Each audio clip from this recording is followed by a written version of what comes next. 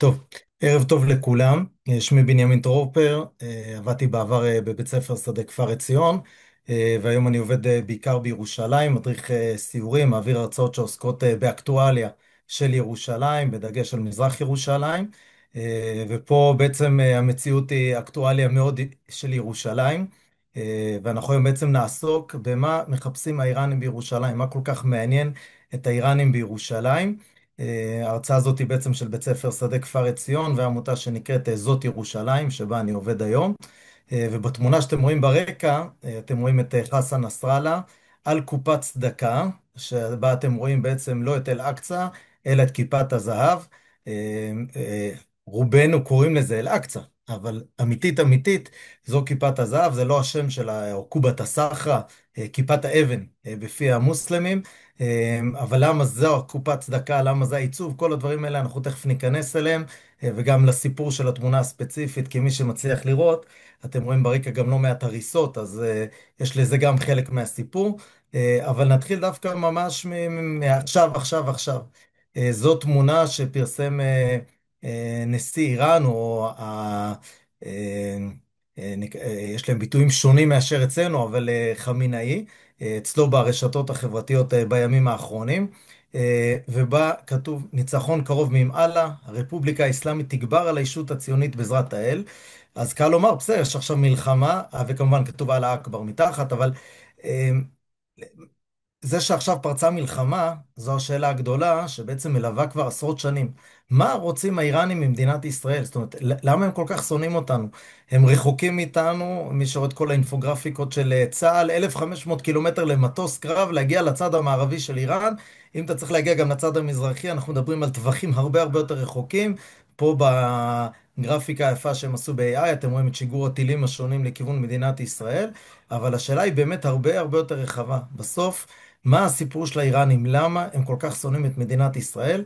כדי להסביר את השנאה העצומה הזאת, אנחנו נצטרך לתת איזשהו רקע מסוים על יחסי ישראל-איראן שהשתנו לאורך השנים, לדבר על רקע לשיעה, זה הזרם המוסלמי, שהאיראנים ברובם לפחות מאמינים.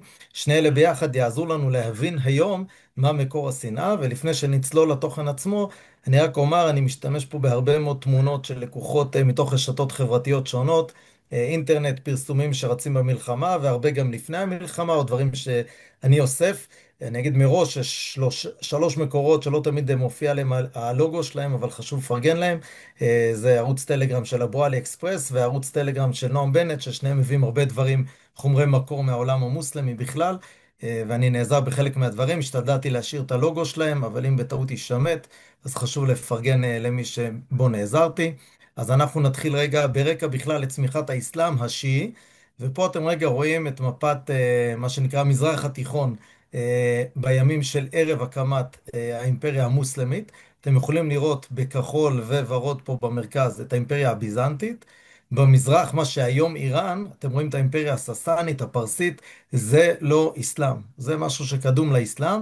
ומה שאתם רואים פה היום, מה שאנחנו קוראים לו ערב הסעודית, נקרא לזה ככה, הערבים, זה בעצם מרחב מלא שבטים של בדואים שנודדים, חיים על נתיבי סחר, זה העיסוק המרכזי שלהם. פה למטה, באזור הערבי, תצמח האימפריה המוסלמית לימים, ותכף ניכנס לסיפור המלא שלה. במרכז העיר מכה, העיר החשובה ביותר לאותם בדואים, שבימים לפני מוחמד הם עובדי אלילים מוחלטים, יש להם אלים שונים, יש להם ריבוי אלים, זה ממש עבודה זרה, נקרא לזה ככה. פה נמצאת הקעבה במכה, איזושהי אבן קדושה לאותם שבטי נוודים במכה, פה זה כמובן כבר תמונה הרבה יותר מודרנית. ורגע, מי זה מוחמד? כי מתוכו, ממש מצאצאיו, מתחיל הפיצול הזה בין סונים לשיעים, שיוצר את הסיפור שלנו היום. מוחמד יליד שנת 570 לספירה הנוצרית, הוא יתום, הוא מהשבטים הגדולים והחזקים בערב הסעודית, שבט קורייש, משפחת האשם, הוא גדל בשבט הנכון, אבל שימו לב, הוא בסוף כאילו החלש בחברה, הוא יתום, הוא גדל אצל דודו אבו טלב, שגם את השם הזה נחזור אליו בהמשך. הוא נשוי בהתחלה לאישה מבוגרת ועשירה בשם חדיג'ה, בהמשך התחתן עם עוד נשים, ועוד לפני שהוא יוצר את האסלאם הוא נודד פוגש יהודים ונוצרים, ולכן הם בעתיד יזכו למעמד שונה מאשר שאר העמים, הדתות שיש בעולם. ובגיל 40, זאת אומרת בשנת 610, יש לו את החיזיון הנבואי הראשון, הוא בעצם מתחיל שמה ליצור את האסלאם, מתחיל לנדוד ולספר על דת חדשה. עכשיו תחשבו על מפגש שלו עם אותם עובדי אלילים, הוא מספר להם על דת עם אל אחד בלבד, לא חמישה, לא עשרה, דת עם אל אחד, וזה כבר יוצר שם חיכוכים, אנשי מכה שבעצם פוחדים שהוא ייקח להם את השלטון עם הדת החדשה שלו, הוא מסתכסך איתם, והוא נאלץ לברוח ממכה בסופו של דבר. כעבור 12 שנה הוא נודד ממכה, אתם יכולים לראות אותה פה כמעט במרכז המסך, צפונה לעיר מדינה.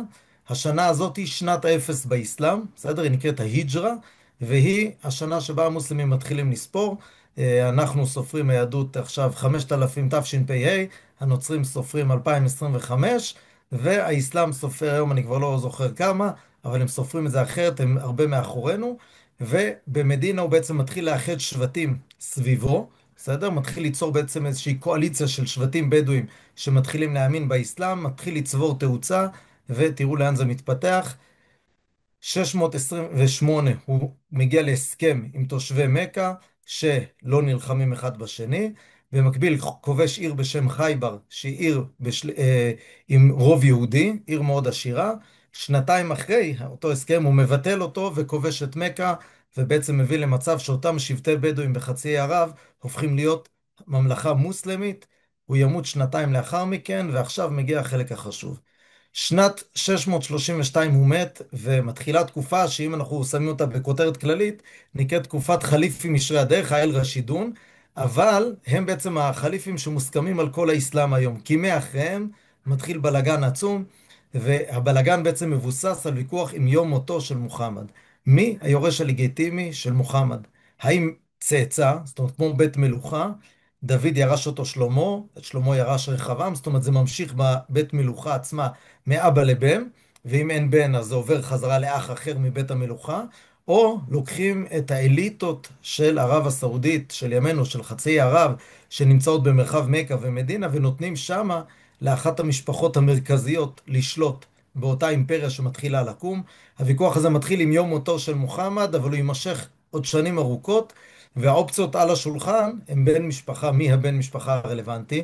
זוכרים את אבו טלב שגידל את מוחמד, אז יש לו בן, זאת אומרת בן דודו של מוחמד עלי, בסדר? נשוי גם לבת של מוחמד, לפאטימה, והוא בעצם אומר, אני היורש הלגיטימי, אני בעצם נשוי לבת של מוחמד, צאצאיי יהיו נכדי מוחמד, ניני מוחמד, אני ראוי לשלוט. לעומתו ניצבים אותם שליטים של השבטים השונים בחצי ערב, הם אומרים, לא, לא מעניין אותנו שאתה הצאצא, אנחנו אלה שצריכים לשלוט על הממלכה שזה עתה קמה. לציור שיש פה בצד אני אחזור תכף. ובפועל מה שקורה זה שהמחליף הראשון של מוחמד הוא אבו בכר, בסדר? שהוא בעצם, אתם יכולים לראות, שולט מעט מאוד שנים. אחריו עולה עומר אבן אל-חטאב, שמי שמכיר יש למשל על שמו כיכר גדולה בכניסה לשער יפו בירושלים, אבל הוא כובש, בעצם מרחיב את האימפריה המוסלמית, כובש את ארץ ישראל, את הר הבית, ועוד הרבה מאוד אזורים מהאימפריה הביזנטית והססנית. וכשהוא מת, הוא, אתם אומרים, תופס עשור, עולה עות'מאן אבן עפן, שהוא בעצם יוצר לנו את מה שאנחנו קוראים לו הקוראן, את הטקסט הזה, הטקסט המקודש של האסלאם, ואז מגיע רק אותו בן משפחה של מוחמד, עלי בן אבו טלב. עכשיו שימו לב, הוא שולט רק רבע שנים. ממנו, ותכף תבינו למה ממנו, יוצאים שלל זרמים באסלאם. הזרם שמעניין אותנו היום זה השיעים, אבל שימו לב, ארבעת אלה מקובלים בעיני הסונים והשיעים, שאלה שני הזרמים הגדולים באסלאם, מקובלים על שניהם כארבעה חליפים, אותם מחליפים של מוחמד, שראויים לשלוט על האסלאם. מרגע אחרי זה, אנחנו חוזרים למלחמה. עכשיו, אני חוזר שקף אחד אחורה. אתם רואים פה איזשהו ציור, דף מתוך קוראן, בסדר? שמצויר בו קרב שנקרא קרב הגמל. עכשיו, אתם לא רואים אולי טוב את התמונה ולא גדול אצלכם במסך, אז בואו נעזור לכם רגע. אתם רואים פה לוחם על סוס, ואתם יכולים לראות פה לא מעט סוסים נוספים, אבל בולטים פה כמה גמלים. בפינה הימנית למטה אפשר לראות גמל חציו לפחות, את הראש שלו. מרכז תמונה יש עוד גמל, אלה לוחמים. אתם יכולים לראות פה מצד שמאל למעלה גמל שמישהי יושבת בתוכו. הגמל הזה מקושט הרבה יותר יפה מהגמלים האחרים, וזו אישה בשדה הקרב, שזה דבר לא מקובל. בגמל הזה יושבת אחת הנשים של מוחמד, קוראים לה עיישה. היא לא רוצה שאותו עלי, בן דודו של מוחמד, ישלוט. היא בעצם מגיעה עם אותם שבטים, אותם אליטות, להילחם נגדו בקרב.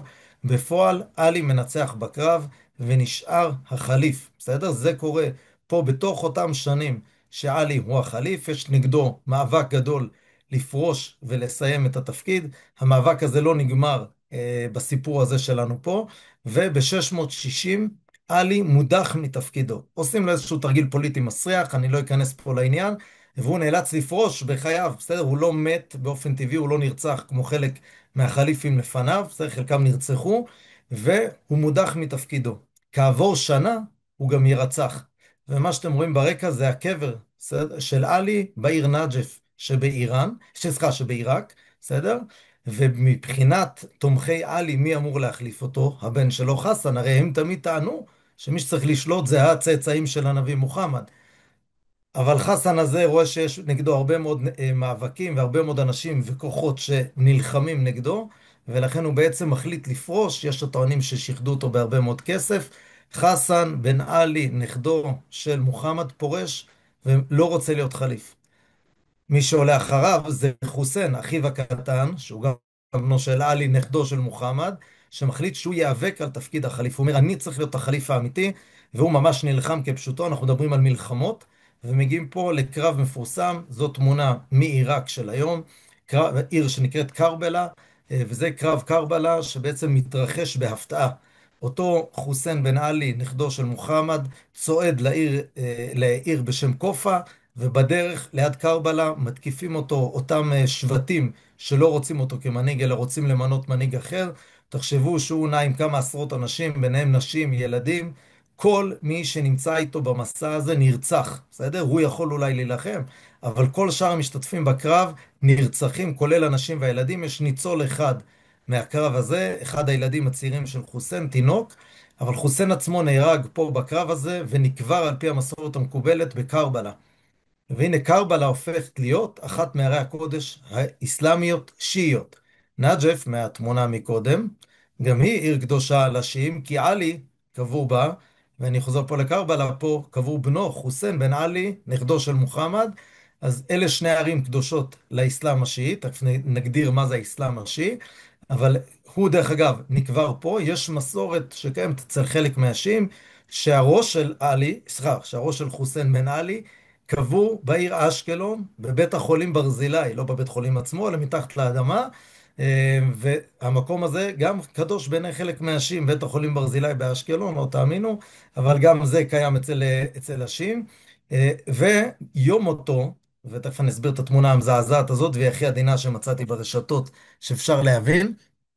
יום מותו, העשירי לחודש הראשון באסלאם, או העשירי לחודש מוחרם, זה בשנת 680, מוגדר אצל אותם מוסלמים כיום, תקראו לו יום כיפור אולי, בתרגום אלינו, שימו לב גם לתאריך העשירי לחודש הראשון, יום כיפור, י' בתשרי, וזה יום שבו הם בעצם מעבירים את אחד המסרים הדתיים הכי חשובים באסלאם השיעי. ומאחר והתמונה קשה, אני אחזור רגע למעלה ואני אסביר את זה. השיעים בעצם אומרים מאותו רגע והלאה, דחקו אותנו הצידה, אנחנו היינו אומרים להיות צאצאי הנביא, אותם אנשים שממשיכים את המסורת האסלאמית, אנחנו צריכים להיות מנהיגי הדת המוסלמית החדשה בעולם, ודחקו אותנו הצידה, ורצחו אותנו, ודיכאו אותנו, ועושים הכל נגדנו. ומרגע זה הם אומרים, אנחנו הנרדפים, אנחנו המוכים והאומללים. אנחנו, אם צריך, יש להם אפילו עיקרון דתי שאומר, שאם אתה בסכנה בגלל אמונתך השיעית, זה בסדר גמור, תסתיר את היותך שיעי. אל תהיה שיעי גאה, תהיה שיעי נסתר. זו מצווה דתית להסתיר את אמונתך. עד מתי? עד או שיהיה בטוח, או לחילופין עד שיבוא, וזה עיקרון חשוב אצל השיעים שיחזור תכף, עד שיבוא המהדי, אותו משיח שבעצם יעלה לעולם, יופיע כנציג השיעי בעולם, ישלוט על האסלאם וישלוט על כל העולם כולו, גם על הנוצרים, היהודים ושאר הדתות הלא מונותאיסטיות, אותם דתות פגניות עובדות אלילים. ובעצם ההפסד הזה של חוסיין בן עלי, הרצח שלו, של משפחתו, שם את השיעים עם עיקרון של תמיד אנחנו דחויים, אנחנו מסכנים, אבל יבוא יום ואנחנו נעלה על המפה הבינלאומית. ויבוא היום הזה, והם מחכים לו. הם מחכים לאותו מהדי, לאותו משיח, בכיליון עיניים. וכל שנה ביום מותו של חוסיין בן עלי, הם מכים את עצמם עד זוב דם. פה אתם רואים מבוגרים, מי שיחפש בגוגל, זה תמונות שגוגל במנוע החיפוש שלו מגדיר אותם כתמונות שצריך לבחור, לפתוח. הן תמונות נוראיות, כולל של ילדים ותינוקות מוכים וזבי דם, או שפוצים אותם עם סכינים, כי הם מאמינים שבעצם הם ככה מסמלים את, כמו שחוסיין מת וסבל, אנחנו סובלים איתו, ויבוא יום וכולנו נעלה על המפה הבינלאומית ונשלוט בעולם.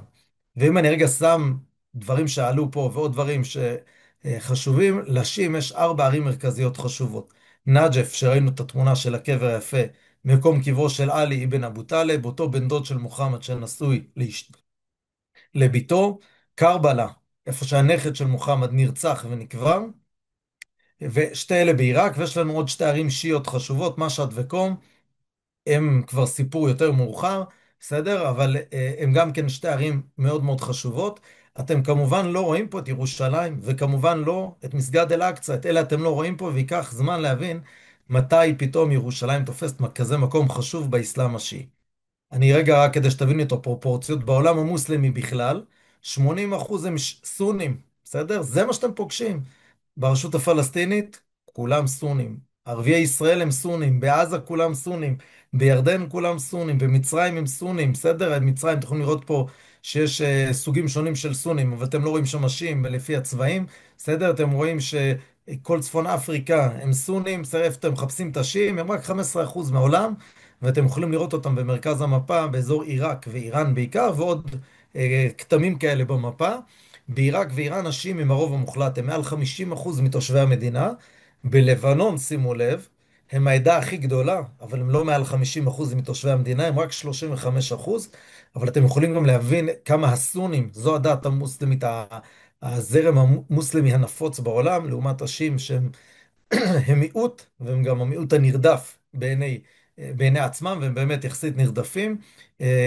ופה רגע, רק כדי להבדיל, אני חוזר לאסלאם שאתם מכירים, כי זה רגע עושה סדר. באסלאם הסוני יש 3 אתרים קדושים. בסדר? בתמונה הזאת שצילמתי בירושלים, לא זוכר אם זה בעיר דוד או בשכונה אחרת, אתם רואים ערבי שחזר מעלייה לרגל למכה מהחאג', שמים לו שלט ליד הבית, מצוירת פה הקעבה במכה, מדינה, העיר השנייה בחשיבותה, והשלישי, הר הבית, ירושלים, הוא השלישי שמופיע לנו פה בתוך הציור, ואלה בעצם 3 המקומות שקדושים לאסלאם הסוני, בסדר? למה? כל אחד וסיפורו, אבל אם אני הולך לירושלים, שהיא מה שהכי מעניין אותנו כרגע, כי אנחנו חיים פה, ירושלים התקדשה לאסלאם הסוני, אחד, ביטוי מוסלמי בערבית, אאולה קיבלתן, המקום שאליו התפללו ראשונים, בסדר? כשמוחמד מקים את האסלאם, הוא רוצה שהיהודים יצטרפו אליו, והוא אומר להם, אני מתפלל לירושלים, זה כיוון התפילה שלי, אני כמוכם, לא כזה שונה, אני מאמין באל אחד, ואני מתפלל לכיוון ירושלים, ובמשך 1.5 שנה המוסלמים מתפללים לירושלים. כשהוא רואה שזה לא עובד על היהודים, הוא שם את כיוון התפילה למכה, אבל זה משאיר עדיין את ירושלים קדושה. הסיבה השנייה שירושלים קדושה, והיא אולי המוכרת יותר, זה על פי מסורת שאפשר להתווכח עליה, אבל זה לא המקום והזמן, שבירושלים עלה מוחמד לשמיים, ומשם הוריד את התפילות, הוא הגיע למסגד הקיצון אל-אקצא, שהוא הכיפה דרך אגב הכסופה בירושלים, לא המוזבת. וסיבה שלישית שירושלים חשובה, היא אמירה של מוחמד, שאומרת שיש 3 מקומות שצריכים להגיע להתפלל בהם, וירושלים היא השלישית, וככה הציטוט המדויק, אין לקשור את עוקפי הגמלים אלא ל3 מסגדים. אל-מסג'יד אל-חרם זה מכה, מסגדי זה במדינה, ומסגד אל-אקצא, איפה שלא יהיה אל-אקצא, אבל על פי המסורת המקובלת, זה בירושלים. ועכשיו, סתם כדי שתבינו, כל השמות האלה שאתם רואים פה הם שמות לפי האסלאם הסוני לירושלים. איליה זו איליה קפיטולינה, הם לקחו את השם הרומי. אל-קודס, זו העיר הקדושה. אל-חרם, המקום המקודש. אל-אקצא זה הקצה. שימו לב לשם הבא, מדינת בית אל-מוקדס, עיר בית המקדש. היום הם יגידו שאין כזה דבר בית מקדש. אבל זה שם שהמוסלמים משתמשים בו, ויש גם שם אל-מקדסי, המקדשי, הירושלמי.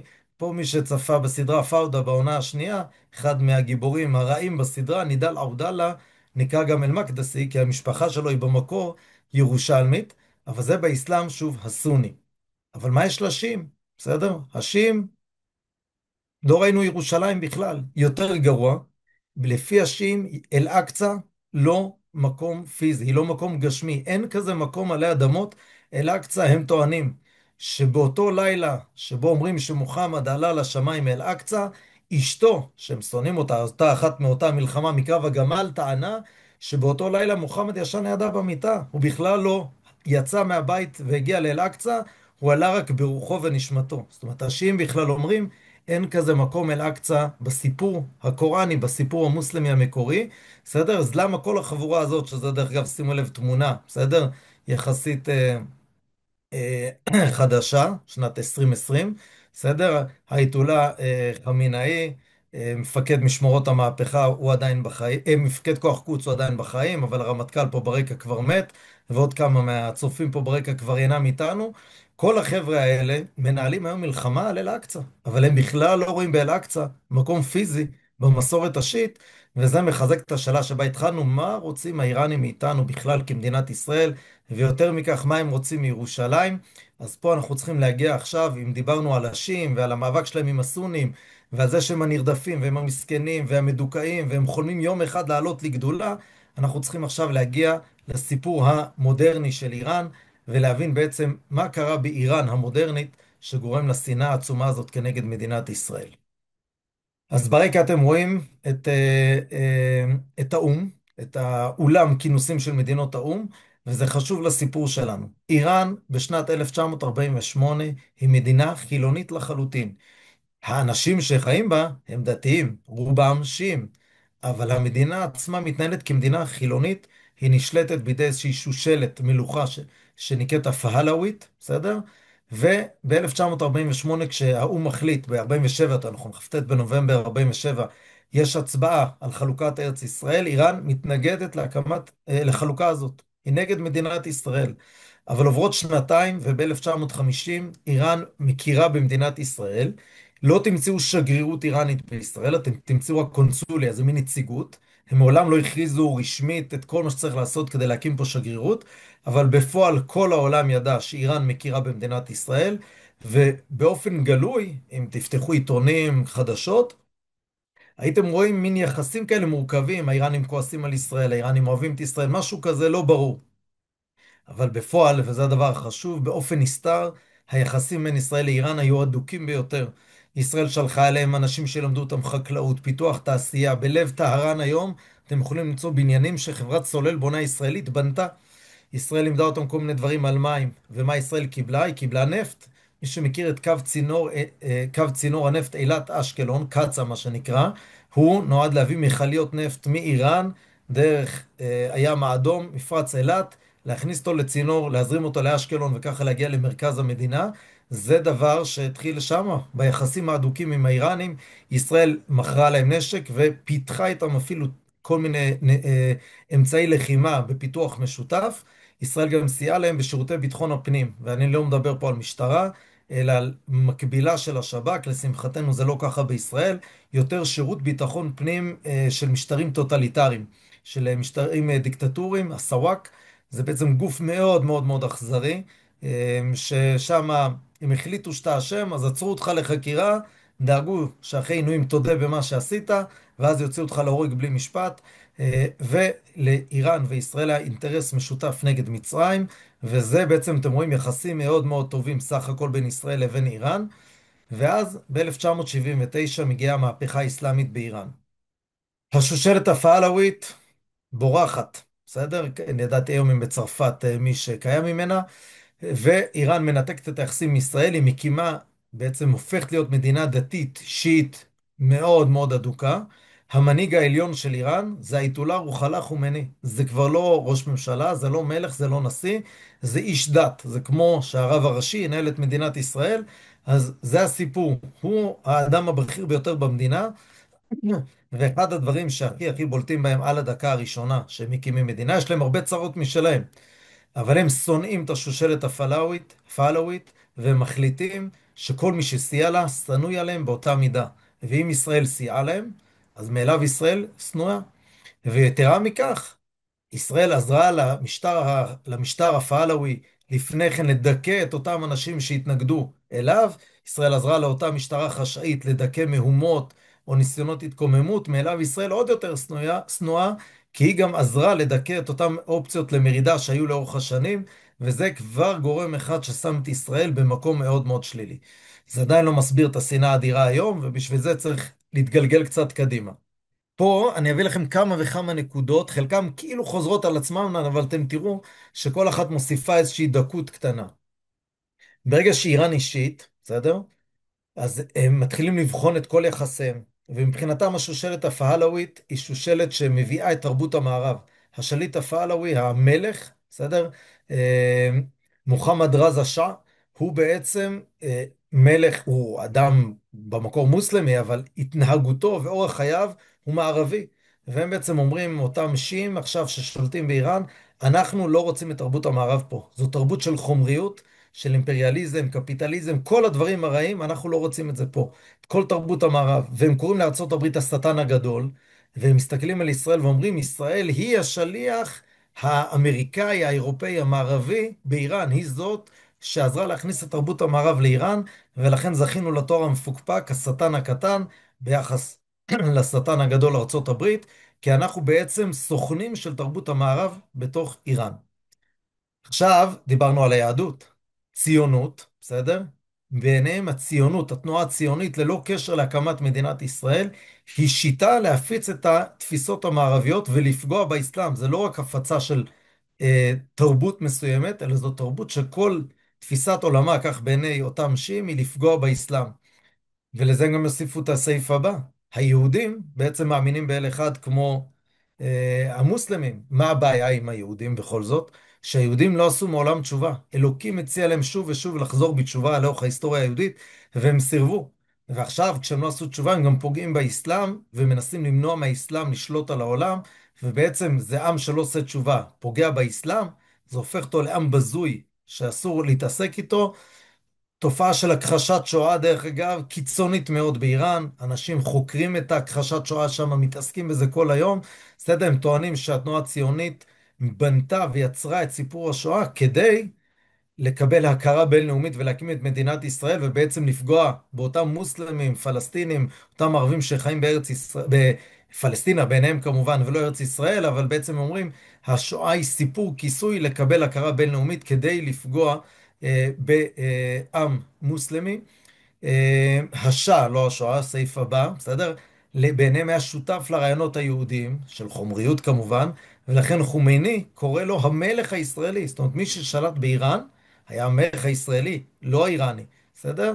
וכעס גדול על ישראל שסייעה להחזקת השלטון האיראני שלפני המהפכה.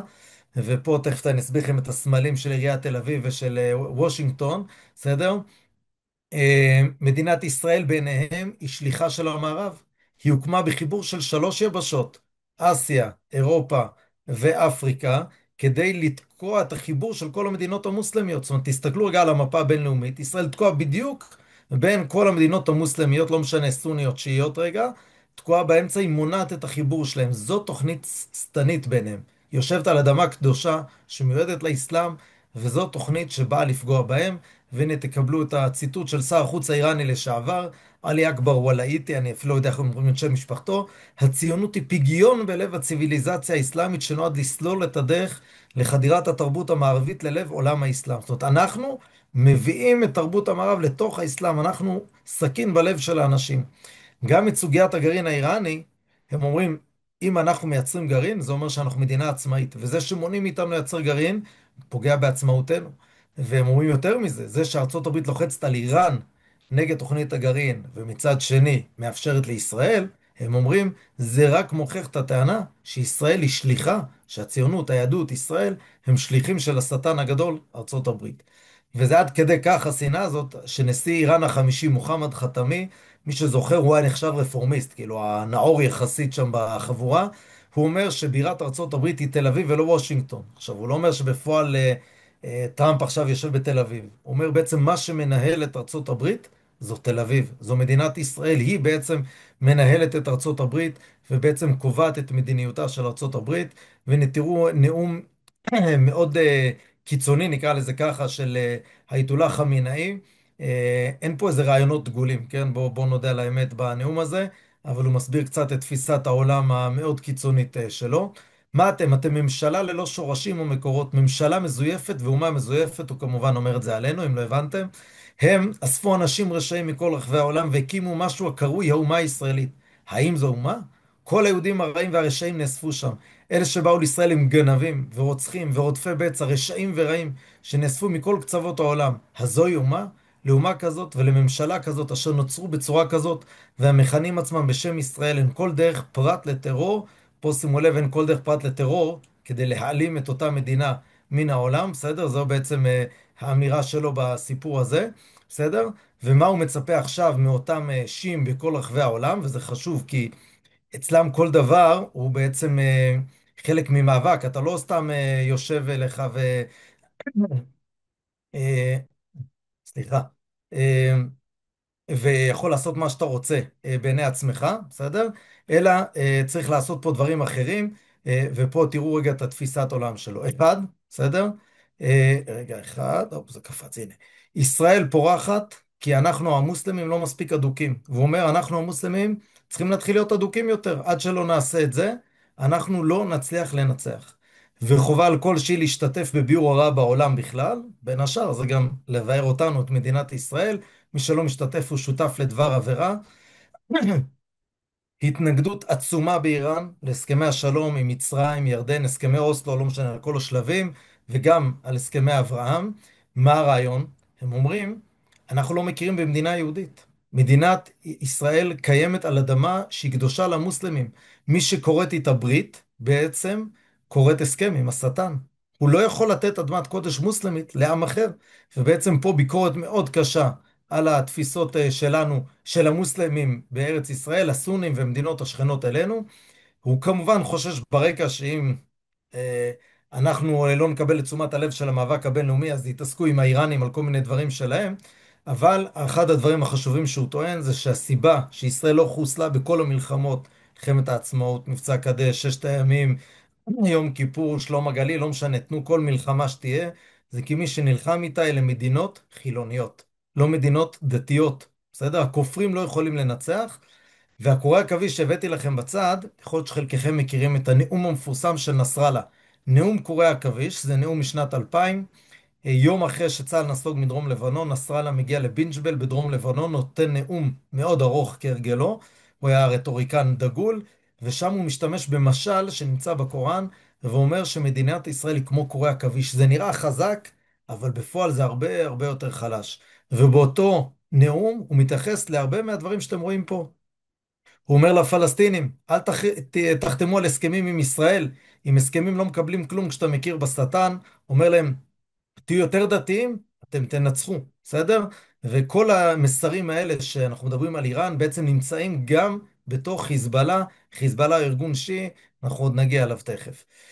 ועכשיו אחרי כל ההקדמות האלה של מה זו שיעה, האלה שנרדפים, מוכים, מסכנים, שחולמים על היום שבו הם יעלו, ולמה כל כך שונאים את מדינת ישראל, לא יודע אם השתכנעתם, אבל עכשיו השיעים שואלים את עצמם, עכשיו יש לנו מדינה, שימו לב, זו המדינה השיעית הראשונה בעולם, בהיסטוריה.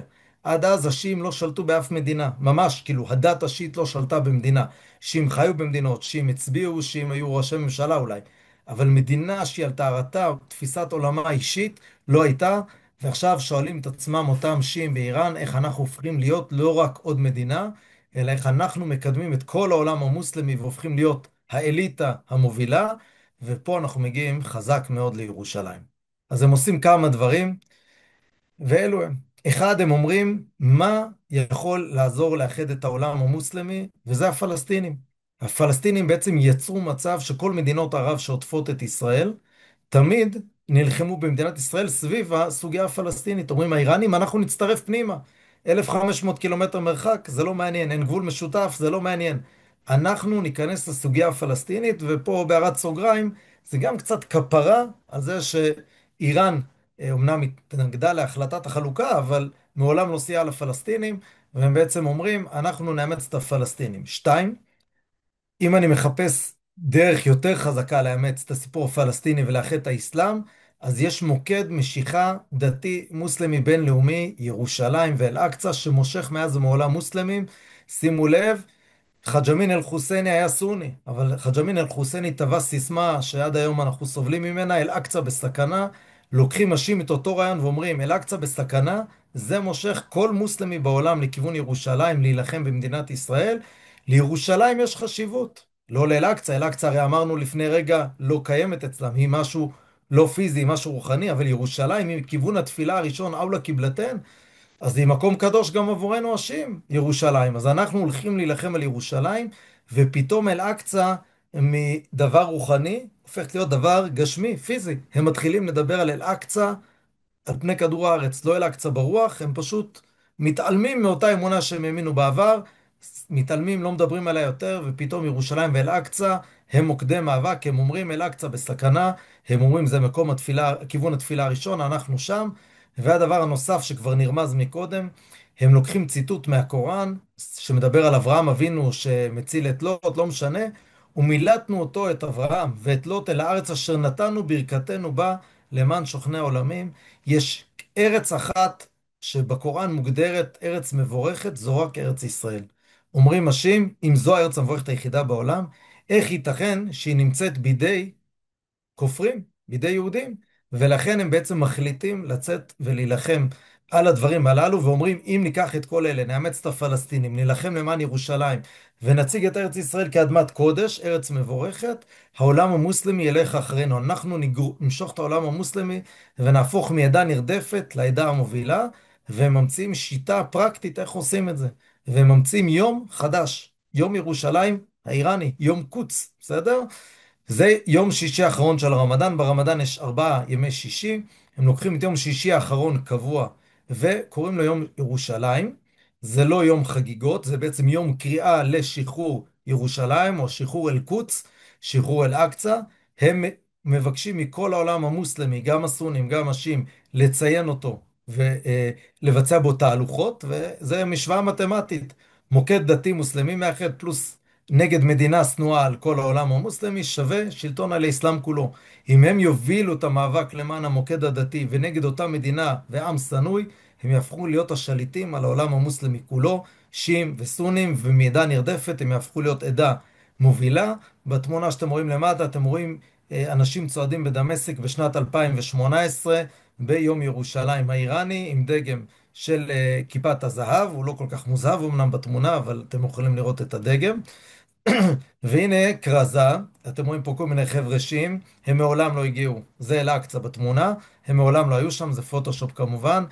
זה לדעתי פוטושופ מ-2022 או 2020, אבל אני מצרף פה בצד, בסדר? את פסק ההלכה של מייסד איראן השיעית, האייתוללה חומני. אני קורא למוסלמים בכל רחבי העולם להקדיש את יום שישי האחרון בחודש רמדאן המבורך, שיהיה ליום ירושלים, ולהכריז על סולידריות בינלאומית של מוסלמים בתמיכה בזכויות הלגיטימיות של העם המוסלמי בפלסטין. הוא לא קורא להם הפלסטינים, העם המוסלמי בפלסטין. ככה הוא מושך את המוסלמים כולם. ואני מבקש מכל המוסלמים לקרוא לו בשם יום קודס הבינלאומי. אני מבקש מאלוהים הכל יכול את ניצחון המוסלמים על הכופרים, והנה הוא מנסה ככה לרתום בעצם את כל העולם המוסלמי אחריו, בעזרת ירושלים והמאבק על ארץ ישראל כנגדנו. עכשיו שימו לב, אלה תמונות מיום ירושלים האיראני מכל מיני מקומות בעולם.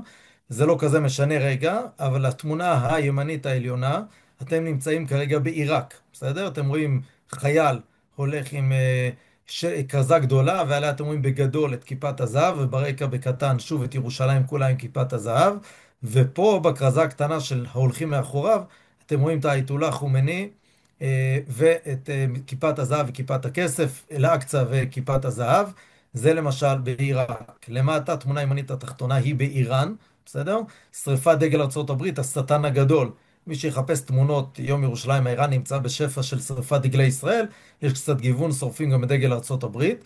השמאלית התחתונה לדעתי היא מעניינת ביותר, היא מעזה. תראו את החול העזתי למטה. בתמונה אתם רואים לוחמים של אני לא בטוח איזה, לא, האמת היא זה די ודאי מים, הסרט האדום על ראשם, וגם השלט האדום פה מאחורה, בסדר? עם הסמל פה, זה של החזית העממית לשחרור פלסטין. הוא ארגון חילוני, קומוניסטי, שנלחם במדינת ישראל, וגם הוא מציין את יום ירושלים האיראני.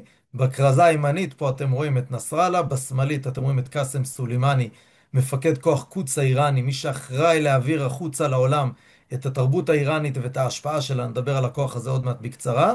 והנה כרזה, מה לעשות, טראמפ חיסל את מפקד כוח קודס, את קאסם סולימאני ב-2020, וזה יום ירושלים האיראני הראשון אחרי מותו, בסדר? אתם רואים אותו קצת בפוזה של קראטה, צו נינג'ה כזה עם הסרט הירוק בראש, בסדר? רשום עליו שהיד קודס, הוא שהיד, אדם שמת למען קדושת ירושלים. ואתם רואים את הטבעת, אתם תמיד הולכים עם טבעות, אתם רואים פה טבעת אדומה, אני אדבר עליה עוד מעט, בסדר?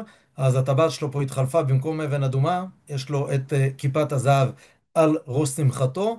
ואלה סתם כרזות ותמונות מתהלוכות שקורות בכל מיני מקומות בעולם, עזה, איראן, עיראק, ואלה דוגמאות דלות מאוד לעומת רבות ואחרות שאפשר למצוא באינטרנט בכל מיני מקומות, בסדר? ושימו לב, בעזה אין ולו שיעי אחד, בסדר? זה חשוב. בעזה אין שיעים, הם סונים. חמאס, ג'יהאד איסלאמי, חזית עממית הם בכלל חילונים. בעזה אין שיעים. ובכל זאת שאלו למה הם חוגגים את האירוע הזה. כי פה יש לנו איחוד בין כל מי שרוצה להרוג אותנו, האיראנים, לבין ארגוני הטרור שסביבנו שרוצים ביחד להרוג אותנו. ונגיע לאיחוד הזה עוד מעט ונסביר אותו יותר לעומק. ועוד הברקה איראנית ב-2017 ביום ירושלים האיראני. הם שמים שעון ענק בכיכר במרכז העיר, שנקרא שעון להשמדת ישראל, שבו הם סופרים ימים עד השמדת ישראל.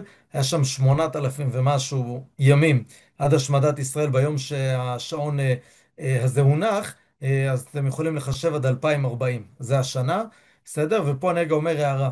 באסלאם הסוני, מה שאתם הרבה פה מכירים, אני מעריך בקהל, כי זה מה שבדרך כלל מלמדים בישראל, כי זה מה שקיים פה.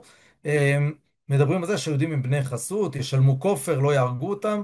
איראן לא מקבלת את זה. איראן אומרת, יהודים צריכים להיות מושמדים, כי הם מביאים תרבות קלוקלת. אין להם בעיה להשאיר יהודים בודדים. באיראן חיים היום יהודים, יש להם אפילו נציג בפרלמנט. אבל בתפיסה, מדינת ישראל כמדינה יהודית, אסור שתהיה מן העולם וצריך להשמיד אותה. וחוץ מהשעון להשמדת ישראל, שאתם רואים פה את חנוכתו, דרך אגב הוא כבר לא עובד, לא בגלל ההתקפות הישראליות, היה לו בעיות טכנולוגיות. הם גם מקימים דבר שנקרא כוח קודס, כוח ירושלים. זה הכוח שמבצע עבור איראן את כל הפעילויות הבינלאומיות שלו, מפיגועי טרור בארגנטינה וביירות, דרך למשל העברת כסף לחיזבאללה, העברת כסף לחמאס, לג'יהאד האיסלאמי, למיליציות פה, מיליציות שם. זה הכוח שאמור לייצא את המהפכה האסלאמית, את הדרך שלה להשתלט על העולם, להכניס כספים לכל מיני מדינות, לכל מיני ארגוני טרור. דרך אגב, לא רק ארגוני טרור נגד מדינת ישראל, אלא נגד שלטון למשל עיראקי. כל עוד הוא לא יתמוך בתפיסה האיראנית, הם גם ירצו להפיל אותו, בסדר? ואנחנו נגיע לדברים הללו של הרצונות להפיל, כי זה תכף משנה את הדברים. והנה אנחנו מגיעים לשכנינו מצפון. זו תמונה שלקוחה מתוך נאום של חסן נסראללה בשנת 2020, שבועות ספורים אחרי שארצות הברית מחסלת את קאסם סולימאני, אותו מפקד כוח קודס, אדם מוכשר מאין כמוהו. נסראללה מספיד אותו, ועכשיו אתם מכירים את הסמל הזה שנסראללה עושה בישראלי ממוצע ומערבי ממוצע. הנה אנחנו מערבים, אין מה לעשות. אומר פסק זמן, הפסקת אש, בסדר? זה מה שכולנו אומרים. שאלתי את הילדים שלי, קבוצות אני שואל תמיד, כולם אומרים ישר פסק זמן בכדורסל. אז הנה אתם כולכם מערבים, אומר חסן נסראללה, אתם באתם לקרב עומדים ואתם תצאו שוכבים. זה מה שיקרה לכם בסוף. זה המסר שהוא מעביר בסימון הזה. זה מסר שהוא רץ איתו מ-2020 ומפמפם אותו, תכף תראו אותו בעוד מקומות. ושימו לב רגע, על האצבע שלו הוא עונד טבעת אדומה. זו טבעת אדומה כמו שהיה לקאסם סולימאני, זוכרים את הטבעת מקודם שהחליפו לה לכיפת הזהב למעלה. על פי המסורת השיעית, לחוסיין בן עלי, נכדו של מוחמד, שהוא מייסד השיעה, הייתה טבעת אדומה כזאת על היד, בסדר? ולכן כל המנהיגים שלהם הולכים עם טבעת אדומה כזאת, בסדר? אז אומר חסן נסראללה, אתם באתם עומדים, אתם תצאו שוכבים, אנחנו נהרוג אתכם, אנחנו ננצח אתכם, בסדר? זה ב-2020 ביום ירושלים האיראני. ושימו לב, נסראללה הוא מה-35% שיעים שחיים בלבנון, בסדר? הוא ממש שיעי, הוא מתוקצב, הוא מוחזק בידי איראן כדי לפגוע בנו מדינת ישראל. והנה שימו לב לאנקדוטה הבאה המשעשעת.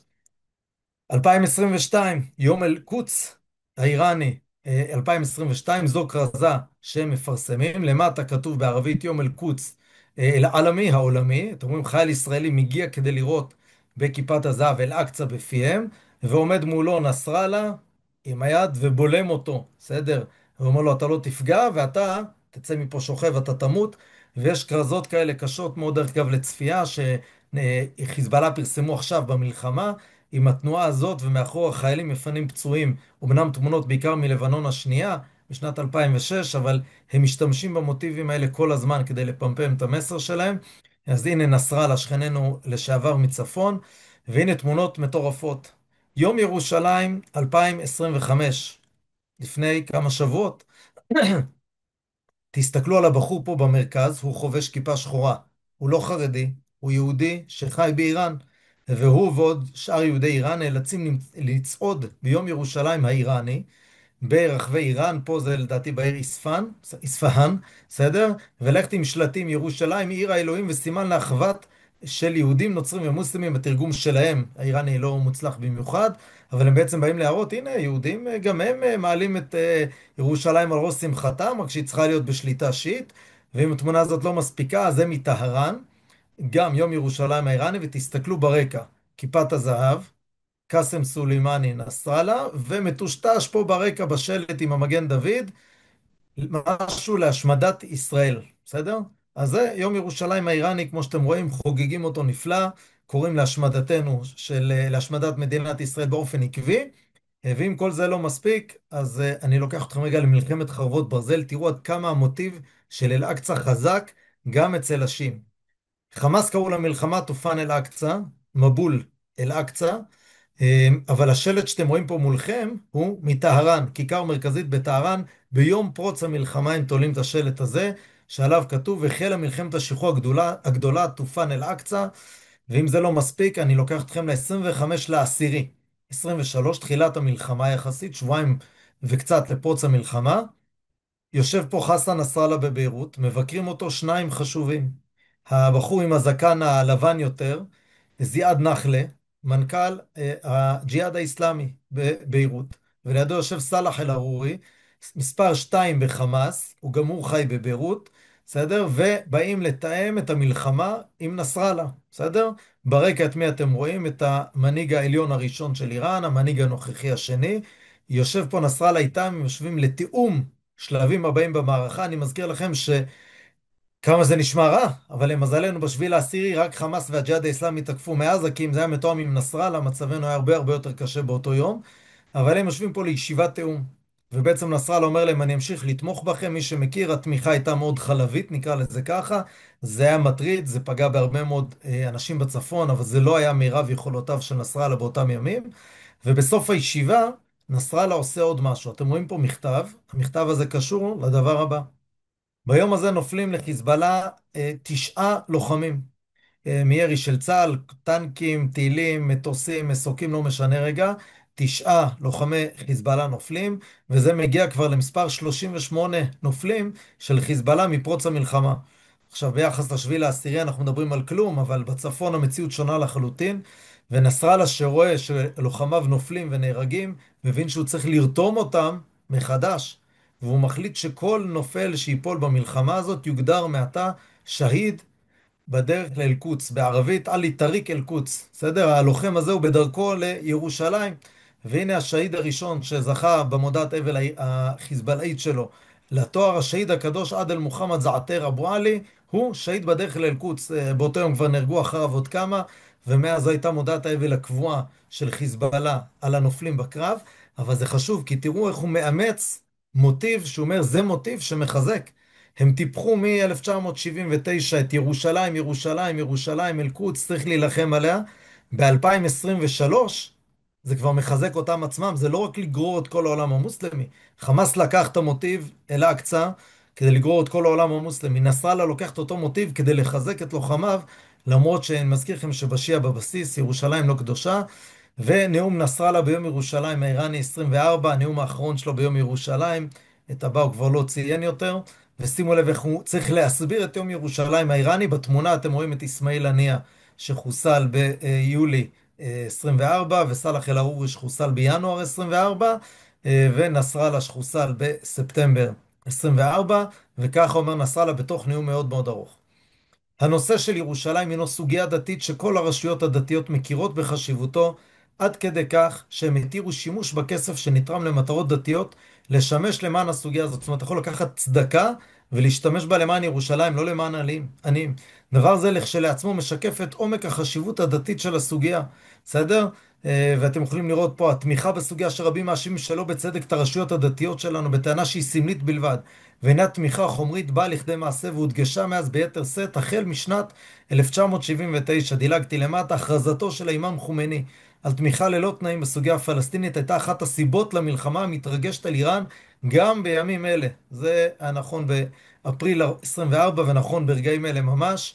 כולם באו עם המבול של אל-אקצא. איראן שילמה מחיר כבד על תמיכתה בסוגיה הפלסטינית במשך השנים, כמו ההתנגשות בעשרות ממדעני הגרעין שלה. בסדר? מה הגרעין קשור? כי זו הדרך לשחרר את ירושלים, להפוך למעצמה גרעינית. והנה כרזות שאיראן פרסמה תוך כדי המלחמה, אלה כרזות מרתקות. זה שלט בטהרן, למטה אתם רואים אותו על הבניין, אבל פה למעלה בהגדלה. אתם רואים את אל-אקצא בקצה, ויש פה מלחמה. מימין צה"ל עם הטנקים והחיילים, משמאל, אתם רואים בפינה השמאלית העליונה, אתם רואים את עזה בוערת, נשרפת, אוהלים, ילדים מתים, מוכנים להלוויות שלהם, בסדר? ופה למטה אתם רואים עם הכאפיה את אבו עובדה, הדובר של הזרוע הצבאית של חמאס, ופה על הסוס, זו השאלה הגדולה, כי זה כלי נשק לא מתאים מול טנק, אז פה נמצא חוסיין בן עלי. בעצם יש פה שחזור של קו קרבלה.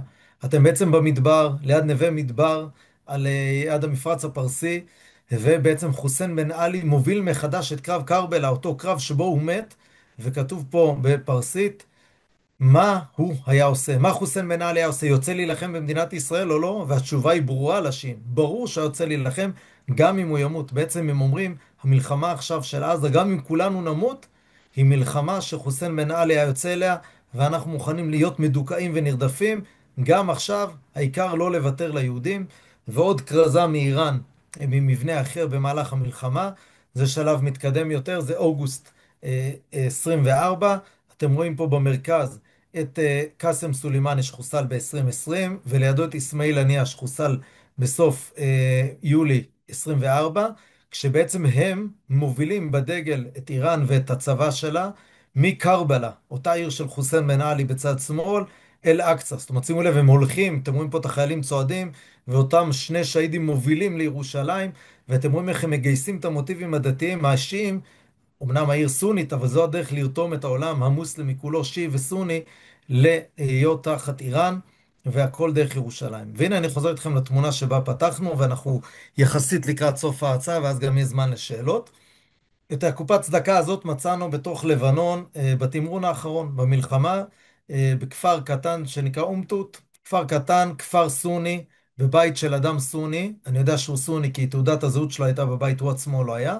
בבית הזה ובסביבתו התבצרו מחבלים, הם בעצם שלטו במרחב הזה, חוסלו לאט לאט, המחבל האחרון חוסל על ידי הלוחמים ממש בתוך הבית, וכשאנחנו סורקים את הבית לנשק, אנחנו מוצאים את הדבר הזה, זו קופת צדקה.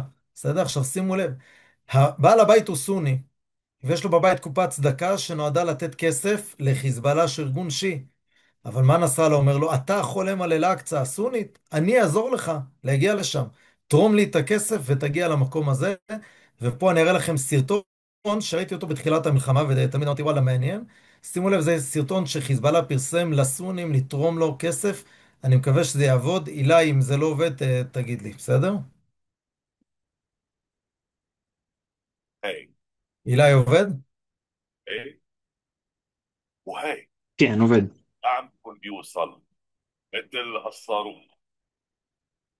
שמתם לב, תרום כסף לחיזבאללה בקופת צדקה של אל-אקצא, ואז יהיה להם יותר טילים לירות על מדינת ישראל. הסרטונים של הירי הם מתוך המלחמה. בסדר? הסרטון הזה הופק בתוך המלחמה עצמה, ובעצם אותה קופת צדקה שמצאנו בעצם אומרת לסונים, אתם רוצים להגיע לאל-אקצא? אנחנו נביא אתכם לשם. אנחנו השיעים, אנחנו נוביל את העולם המוסלמי. וככה מנסים לאחד. והבחור הזה, אסמאעיל קאני, שכנראה חי עדיין, נדבר עליו עוד שנייה, מפקד כוח קודס אחרי קאסם סולימאני, אחרי שנסראללה מחוסל, אומר, נעמוד לצד חיזבאללה עד שחרור ירושלים, בסדר? אז כרגע המצב הוא כזה, קריקטורה משעשעת של האופוזיציה האיראנית לדעתי, תודה לנועם בנט שהביא אותה אצלו באתר, אתם יכולות את כל מי שישראל חיסלה. אסמאעיל קאני, יש שמועות שהוא מת, שמועות שהוא חי, לא כזה משנה, אבל הוא לא כזה דומיננטי, כנראה ישראל החליטה לא להשקיע בו אפילו טיל. אבל הבחור הזה, כמו שראיתם, יעמוד לצד חיזבאללה עד שחרור ירושלים. כרגע חיזבאללה לא יכולה לעמוד לצידו, והוא אולי יכול לעמוד לצד חיזבאללה, אבל לא לעוד הרבה זמן, כי איראן כרגע נראית בכיוון יותר של חיזבאללה. וזה פרסום של צה"ל, של הרוגים בהנהגה הצבאית האיראנית. אז אתם רואים פה שרבים מהמנהיגים חוסלו. אותו אסמאעיל קאני נמצא פה באמצע, לא כזה דומיננטי, ולכן כנראה לא השקיעו בו יותר מדי עד כה. ותראו עד כמה ההשפעה מנרטיב שבא לרתום את העולם המוסלמי אחרי השיעים כדי להוביל את העולם המוסלמי, איך ההשפעה חוזרת גם לשיעים. אה, כשישראל חיסלה תוך יממה, לדעתי יממה וחצי, את שני אלו, את אסמאעיל הנייה, מנהיג חמאס בטהרן, וחיסלה בביירות את פואד שוקר, רמטכ"ל חיזבאללה, לדעתי יום לפניו או אחריו, בסדר? עושים להם אוהל אבלים באיראן, בקרבלה, במקום שבו נפל ונקבר חוסיין בן עלי מייסד השיעה, וברקע של שניהם שמים את כיפת הזהב. אתה אומר, מטורף. הם בכלל לא האמינו במבנה הזה עד לפני כמה עשרות שנים, ופתאום הכל מתהפך. הם כבר השפיעו על העולם המוסלמי הסוני, אבל הם כבר השפיעו על עצמם בלי לשים לב, והם שם מציינים אולי פואד שוקר הוא שיעי, אז בסדר, יש לו אוהל אבלים, אבל למה לשים לו ברקע תמונה של מסגד אל-אקצא? אבל גם הוא, כמו שאתם מבינים, זכה להיות שהיד בדרך לאל-אקצא, כמו אסמאעיל הנייה, ואלה המנחמים שנמצאים שם באוהל האבלים בקרבלה. וממש לקראת סיום, התמונה העליונה פה זה אסמאעיל הנייה, סאלח אל-עארורי ועוד מלא ממנהיגי חמאס שכבר אינם בין החיים, רובם לפחות. בשביעי לעשירי, שמחת תורה, מתפללים על הצלחת המתקפה המפתיעה שלהם. ולמטה אתם רואים את המנהיג העליון של איראן וראש הממשלה ועוד רבים אחרים שם על ארונו של אסמאעיל הנייה. הגלגל התהפך והם חוסלו. למה מנהיג איראן כל כך עצוב ובוכה? וזה קשור לא כי רק אסמאעיל הנייה אולי החבר שלו, אלא אני חושב שהוא בוכה פה על משהו הרבה יותר גדול, כי הוא רואה את התוכנית האדירה שלו הולכת ונופלת, ופה אני אסביר בעוד קריקטורה נפלאה. האיראנים, שרצו להשמיד את מדינת ישראל, וזה חלומם שנים, גם כי הם שנאו את השאה וישראל תמכה בו, וגם כי ישראל היא סמל תרבות המערב, וגם כי ישראל שולטת באדמה קדושה, וגם כי זו הדרך להוביל את העולם המוסלמי אחרי השיעים במקום אחרי הסונים, בנו תוכנית שבה הם הצליחו לנצח. מתקן גרעיני. אם יש להם טילים גרעיניים, יש מאזן אימה שעכשיו אי אפשר לנצח אותם. הם יותר לא יובסו לעולם, בסדר? זה יביא אותם למעמד של מדינה שיעית שלא ניתנת לתבוסה, בסדר? זה משהו, זה החלום הגדול שלהם. ואז הם מבינים שמי שעלול לפגוע בזה זו מדינת ישראל. והם יוצרים בעצם את מה שהם קראו לו טבעת האש. אתם יכולים פה לראות, תכף נסביר את כל המוטיבים בקריקטורה, את יחיא סינואר, עזה, את חסן נסראללה, לבנון, את קאסם סולימאני, איראן, מפקד כוח קודס. הבחור הזה פחות מוכר, הוא מפקד המיליציות האיראניות בעיראק. הוא עיראקי, אבל הוא שיעי, והאיראנים שמו אותו כמנהיג המיליציות האיראניות, ושוכב לו פה מנהיג איראן בלילה עם הנשק הגרעיני במיטה, טילים מתחת לראש, והחלום שלו הוא שהוא מצטרף לכל החבורה הזאת. כל אלה כבר חוסלו, חסר פה אולי תגידו לי את אסמאעיל הנייה או אחרים, אבל זה לא כזה משנה, כל אלה חוסלו ולא סתם חוסלו. ישראל אשמה בחיסול של כולם, וברקע אתם רואים פה אנשים צועדים על חבל דק מעל גיהנום, לא מעל סתם תהום, ונופלים פנימה. זה יום הדין האסלאמי, וזו בעצם תפיסת עולם שאומרת שביום הדין כולם יישפטו, ילכו מעל החבל, הצדיקים ימשיכו ללכת ויחצו אותו לצד שני לגן עדן, והרשעים ייפלו לגיהנום. ובחלום שלו הוא מבין שכל אלה נפלו לגיהנום, והוא חולם שגם הוא מצטרף אליהם לגיהנום.